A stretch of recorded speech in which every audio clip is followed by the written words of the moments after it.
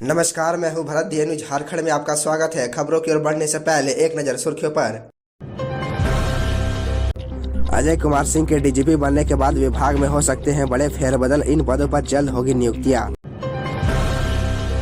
रांची लोकसभा की 200 पंचायतों से 3087 खिलाड़ी 6 खेलों में दिखाएंगे दमखम। CM हाउस में विदाई समारोह, हेमंत व मंत्रियों ने राज्यपाल रमेश बैस को किया सम्मानित।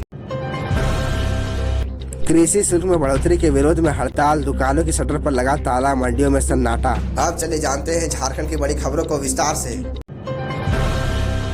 अजय कुमार सिंह के DGP बनने के बाद विभाग में हो सकते हैं बड़े फेरबदल, इन पदों पर जल्द होगी नियुक्तियां। झारखंड पुलिस को नया DGP मिलने के बाद अब कई बड़े पदों पर भी फेरबदल होगा। वरिष्ठ पुलिस अधिकारियों की जिम्मेदारियां बदलने वाली है। पूर्व DGP नीरज सिन्हा की सेवानिवृत्ति के बाद राज्य पुलिस में DG का एक पद रिक्त हुआ है। वर्तमान में ADG जय प्रताप सिंह DG रैंक में प्रोन्नति के योग्य है, जिन्हें जल्द ही DG रैंक में प्रोन्नति मिलेगी। उम्मीद है कि उन्हें कोई नई जिम्मेदारी मिल सकती है। अजय कुमार सिंह के DGP बनने के बाद Jharkhand police housing corporation limited के अध्यक्ष और प्रबंध निदेशक व भ्रष्टाचार निरोधक ब्यूरो के DG का पद रिक्त हो गया है।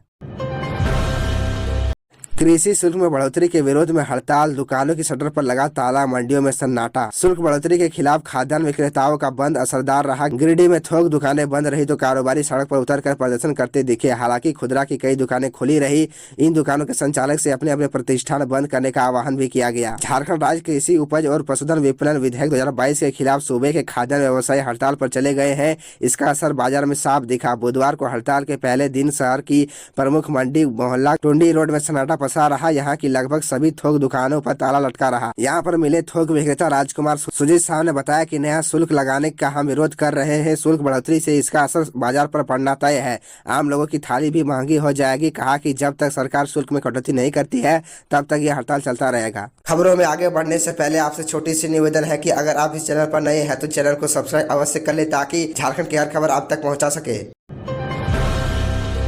पाकी में 2 पक्षों में मारपीट, पत्थरबाजी और आगजनी में कई लोग घायल, धारा 144 लागू। पलामू के पाकी में पर्व की तैयारी को लेकर 2 समुदायों के बीच बुधवार की सुबह विवाद हो गया, जिसमें दोनों तरफ से पत्थरबाजी शुरू हो गई। इधर घटना की सूचना पर मौके पर पुलिस पहुंची, जहां हालात को काबू करने के लिए धारा 144 लगा दिया। साथ ही वहां इंटरनेट सेवा भी बंद कर दी गई। घटना में दोनों पक्षों की कई लोग घायल हो गए। वही हालात को काबू में लाने के दौरान पुलिस के कई जवान भी घायल हो गए। सभी घायलों को इलाज के लिए अस्पताल भेजा गया। इसी दौरान उपद्रवियों ने एक बाइक को आग के हवाले कर दिया। इसके साथ ही कई दुकानों में तोड़फोड़ की घटना को भी अंजाम दिया। घटना को लेकर बताया जा रहा है कि एक पक्ष के लोग अपने पर्व की तैयारी को लेकर तोरण द्वार बना रहे थे, जहां वो झंडा लगा रहे थे। इसी दौरान दूसरे पक्ष के लोगों ने इसका विरोध किया। इस बात को लेकर दोनों पक्षों के लोगों के बीच कहासुनी हो गई। दोनों के बीच बात इतनी बढ़ गई कि दोनों तरफ से पत्थरबाजी और तोड़फोड़ होने लगी। घटना के बाद पाकी बाजार पुलिस की छावनी में तब्दील हो गई। वही क्षेत्र में जिला के DC, SP समेत जिला के सभी बड़े अधिकारी कैंप कर रहे हैं। इसके साथ ही लोगों को शांति बनाए रखने की अपील भी की जा रही है।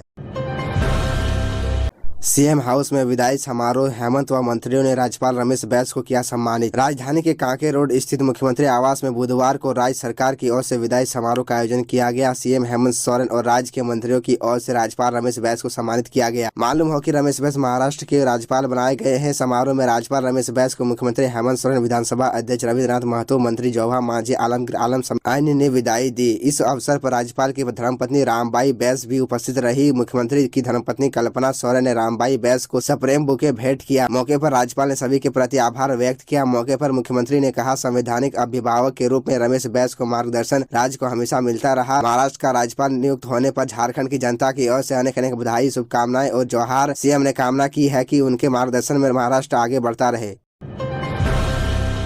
रांची लोकसभा की 200 पंचायतों से 3087 खिलाड़ी 6 खेलों में दिखाएंगे दमखम। सांसद खेल महोत्सव रांची लोकसभा क्षेत्र का आयोजन 17-19 फरवरी तक खेलगांव रांची में होगा। इसके लिए रांची लोकसभा के 3087 खिलाड़ी रजिस्ट्रेशन कराया है। सांसद संजय सेठ ने सांसद कार्यालय में इस संबंध में जानकारी देते बुधवार को बताया कि महोत्सव में 6 खेलों तीरंदाज, योगासन, कबड्डी, बैडमिंटन, एथलीट और वुशु में कई प्रतिभाएं अपना हुनर दिखाएंगी।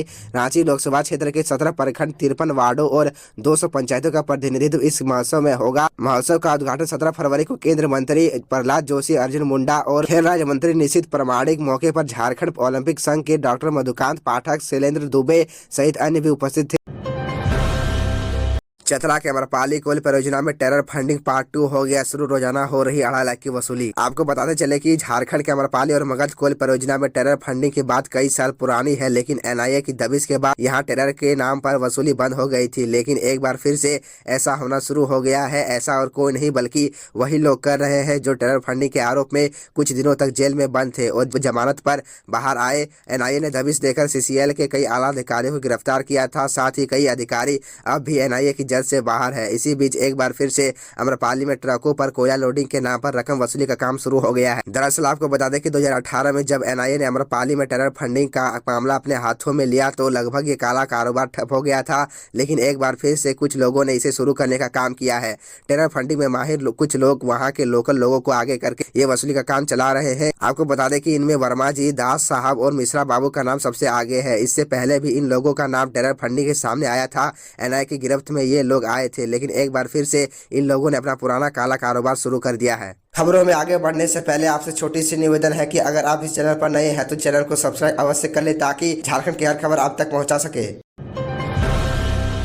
शिवरात्रि को लेकर देवघर शहर में धारा 144 लगाने के खिलाफ हाईकोर्ट पहुंचे सांसद निशिकांत दुबे। देवघर में शिव बारात के आयोजन के दौरान धारा 144 लागू करने के खिलाफ सांसद निशिकांत दुबे ने झारखंड हाईकोर्ट में जनहित याचिका दाखिल की है। इसमें उन्होंने जिला प्रशासन द्वारा शिव बारात को लेकर धारा 144 लगाए जाने का विरोध करते हुए इस आदेश को निरस्त करने का आग्रह किया है। पार्टी की ओर से अधिवक्ता प्रशांत पल्लव एवं पार्थ जालन पैरवी करेंगे। गौरतलब है कि देवघर में एसडीओ दीपांकर चौधरी ने आदेश जारी कर महाशिवरात्रि के दिन पूरे देवघर अनुमंडल क्षेत्र में निषेध आज्ञा लागू कर दी है। साथ ही शिव बारात निकालने का निर्धारित रूट के संबंध में आदेश जारी किया है। इस पर सांसद निशिकांत दुबे भड़क गए हैं। उन्होंने ट्वीट के जरिए कहा था कि हजारों साल से चले आ रहा देवघर शिव बारात को सरकार रोकना चाह रही है। आस्था के लिए वे कोर्ट जाएंगे। प्रशासन ने धारा 144 लगाई है।